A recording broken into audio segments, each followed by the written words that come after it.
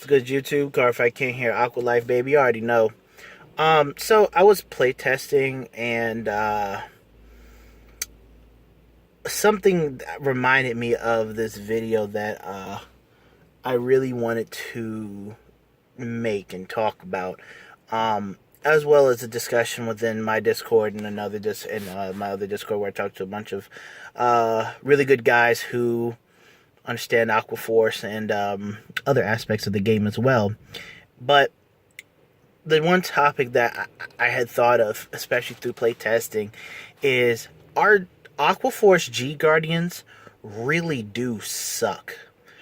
I feel as if, I feel like they are the only G Guards in the game in which you can game plan around, because once you recognize the battle requirement for each of them, which I guess there's only two, then you can definitely plan your harder hitting, more pressurizing attacks and things like that around it. Like, for example, I'm playing against Dark Irregulars.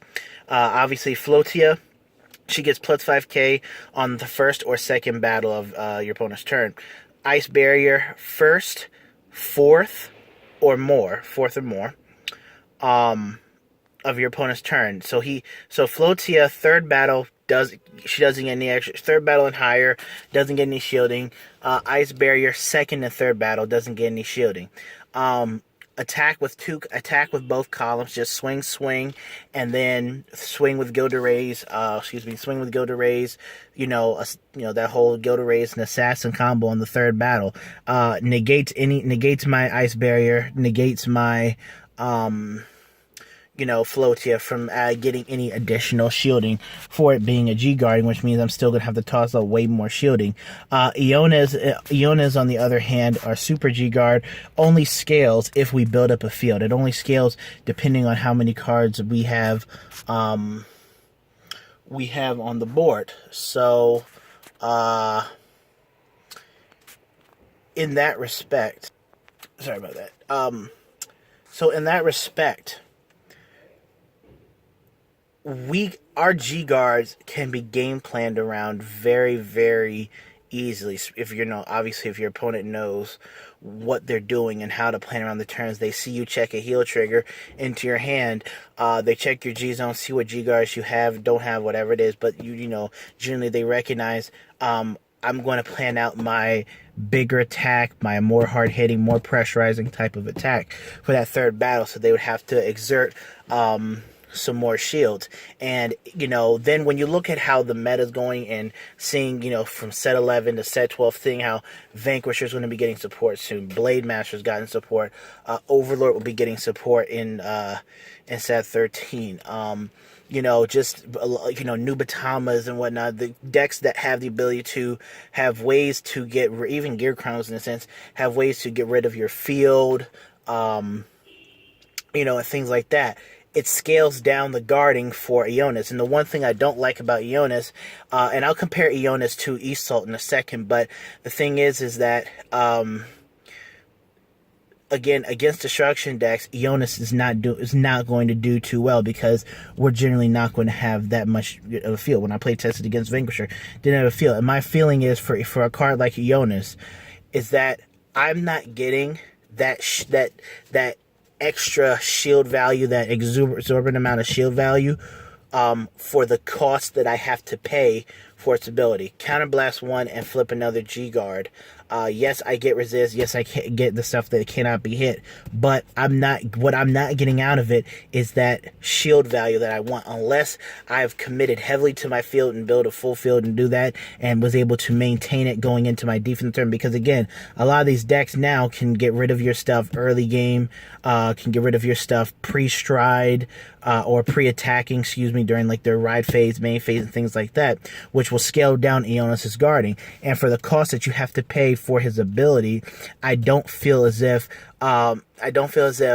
you a majority of the time you're going to get rewarded in shield value for the cost that you pay. Now, when we compare that to something like Assault, for example, for Royal Paladins, whose ability is you counterblast one and it gets like 5k for each card on your board. The reason why that card I feel reaps a lot more benefits with, though it has more or less the same abilities, is that one, yes, it doesn't have to flip another G Guardian, but also in the fact that Royal Paladins themselves are a deck that searches. They have a massive search engine. They can superior call. They build up a field a lot faster. Aquaforce is pretty much whatever you top deck and then commit to the board. And you know that Aquaforce obviously can't work more or less standalone. Royals can do more standalone things with Ganslot. But again, looking at the deck types, both Ionis and Assault are two of pretty much the same cards, but Assault has the benefit of not having to flip another G-Guard, and it's also in a deck that superior calls and searches and is able to build up a field without committing a lot of defense and whatever it is from your hand. Whereas Aquaforce, on the other hand, we do have to commit from the hand, and we do have to hope that a lot of our stuff doesn't get blown up. Plus, Ionis has to flip another card for it, and because of the deck types in comparison of those two, I don't feel that that Ionis for Aquaforce, gives us proper shield value in return for its cost and conditions. That's how I feel about that. But again, you guys know how I feel about Floatia and Ice Barrier. The third battle is our Achilles heel, and which leads me into the fact that hopefully in set 13 we get something that our opponent can't just be like, okay, well, I read you like a book and I can plan my attack strategy around this G guard. I hope we don't get something like that. I hope we get a G guard that's that's kind of like, hey, you guard with this and you get shield value. Like, you look at Luard. Luard has Plot Maker, Ritual 3, and he gets plus 10k shield. I mean, very easy, not hard to, very, very, very easy to achieve, not hard at all. You're generally always going to be at Ritual 3 in Luard. I mean, it's literally just a free 10k shield, and I see Luard players generally running 4 copies of that card, between 3 to 4. I mean, it is that good. Their Super G guard is probably not as good as Plot Maker. Plot Maker is just too easy. Just such a good value, so free in a sense. And then I look at, just generally some other things like Dark Irregular has a card that, even though he gets only 5k shield, Aggro-Bat, so charged too, and he gets the plus 5.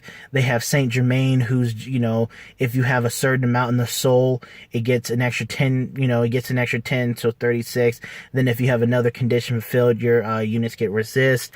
They also have another card which gives the Vanguard a permanent plus 5k power for the rest of the turn, in addition to extra shield value. I mean, when I'm looking at other, cards and things like that, a lot of these other decks are getting some type of really good benefit to their clan play style, but